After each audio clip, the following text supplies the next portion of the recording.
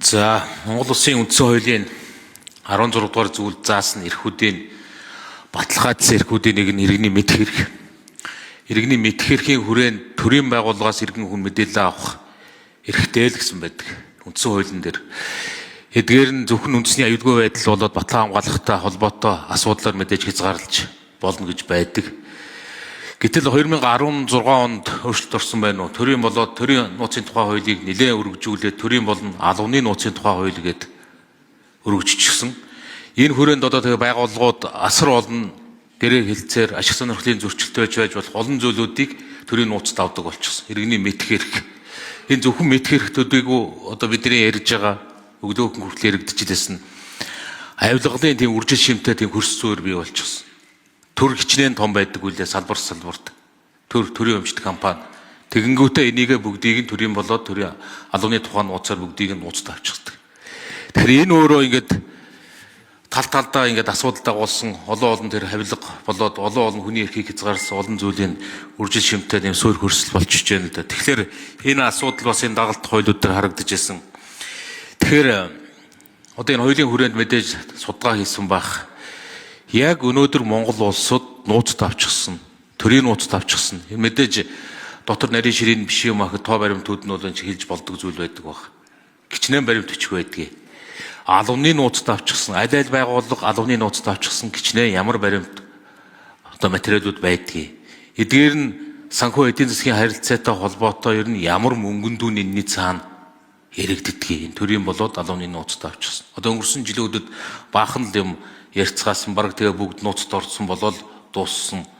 Яг энэтэй холбоотой тодорхой тоо баримтуудыг та хэлээч. Тэгээ одоо энэ дараагийнх нь энэ хуулийн үзэл санаа, энэ хуулийн зүйл заалтын хүрээнд энэ хуулинд ямар өөрчлөлтүүд орж байгаа. Энийг хөрөө хязгаарыг нь яаж хумж байгаа. Энийн дээр тодорхой зүйлүүд хэлж өгөөч. За, Алтангэр сайд хариулт өгье. За, өнгөрсөн хугацаанд төрийн болон албаны нууцтай холбоотой асуудлууд нэлээд яригдсан. За, одоо тэр ногоо автобусны хэрэг гэдэг ч юм уу тодорхой зүйлүүд төр ингээд нууцад авж байгаад ингээд худалдаа авалт хийчдэг, хулгай луураа халахалдгаа гэж асуудал яригдж ирсэн. За, өнөөдөр 39 төрийн байгууллагын өнөөдөр одоо нэг нууцын талаар статистик нь нийт 572 төрийн нууц байна. За, 1043 байгууллагын нууц байна гэж гарч байгаа. Тэгэхээр 39 байгууллага бол төрийн нууцтай холбоотой асуудал хэрглэж байна. 1043 байгууллага бол ингээд байгууллагын нууц гэдэг зүйлийг хэрглэж байна. За, байгууллагын нууц гэдэг дарддаг олон нийт гаргамааргүй бусдад мэдэгдмээргүй мэдээлэл ингээд тавьчихдаг. Уг чанартай бол тэр дотор нь ерөөсөө албаны нууцд авах ямар ч шаардлагагүй зүйлүүдийг оруулаад нууцын дарчдаг. За, үүнийг ямар нэг албан тушаалтын юм уу, за олон нийтийн байгууллагын төлөөлөл тухайлах юм бол сэтгүүлч гаргах юм бол энэ өөрөө хуулийн дагуу хариуцлага хүлээх болцоод идэг. Ийм зүйл байна. Тэгэхээр бид нар энэ албаны нууцд авах шалгуурыг тодорхой болгож байгаа. Юуг албаны нууц гэх юм бэ? Яг л ийм зүйлүүд бол албаны нууцд чи хамаарна гэдэг. Одоогийн нууцлж байгаа зүйлүүдийн дийлэнх нь албаны нууцд хамаагүй зүйл дээр бид нар дарч гэж үзэж байгаа. За, тэгээд энэ жагсаалтаа гаргаад энэ дээр нь тагнуулын байгууллага дүгнэлт гаргая. Энэ чи яг албаны нууцд хамаарч ийн үгүй юу гэдэг.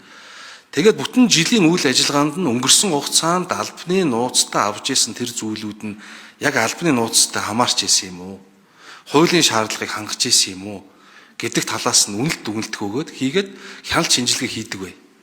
Тэгээд хэрвээ албаны нууцд оруулахгүй зүйлийг өөрийнхөө хувийн эрх шиг болоод явц зүйн эрх сонирхлоор албаны нууцд хамааруулаад энэ хуулиар хоригдсон хэмжээгт авсан бол тухайн албан тушаалтанд хариуцлага тооцдог баяа л гэж.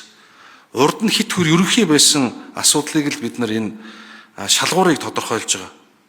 За, тэгээд өнгөрсөн хугацаанд яригдсан зүйлүүд дээр одоо үнийн дүн бол одоо тэр олон албаны нууцтай холбогдох санхүүгийн үнийн дүнг бол хариулж чадахгүй байна уучлаарай. Тэгэхдээ одоо тэр нэг офтек гэрээ гэдэг чинь жишээлбэл албаны нууц гэдэг юм ангилалтай л олон сая тонноор яригдах нүүрс олон 100 сая доллараар яригдах зүйлүүд л тэр офтек гэрээ гэдгээр чи байсан. Гэтэл олон нийтийн зүгээс бол бид ер нь тийм нүүрс худалдаж байгаа борлуулж байгаа гэрээг жишээлбэл тэр албаны нууцад хамааруулах шаардлага байсан юм уугүй юу гэдээ үзвэл эн чинь өөр л хариу гарч байгаа хөөх. Тэгэхээр одоо хэдүүлээ нэг албаны нууцаа авчихтай болъё. Төрийн нууц бол тусдаа зохицуулагддаг, хуультай, хяндаг байгууллагатай, мэрэгжлийн чиглэлээр тагнуулын байгууллагын асуудал хариуцсан явчихж байгаа. Бусад тэр албаны нууц гэдэг том алгаагаа л хэдүүлээ одоо авч хаяа. Энэ нөр эргээд хүний эрхийг таны дурдж байгаа энэ мэд хэрэгтэй холбоотой эрхийг хангахад чиглэгдэх юм аа гэсэн зорилгоор хуулийн төслийг боловсруулсан.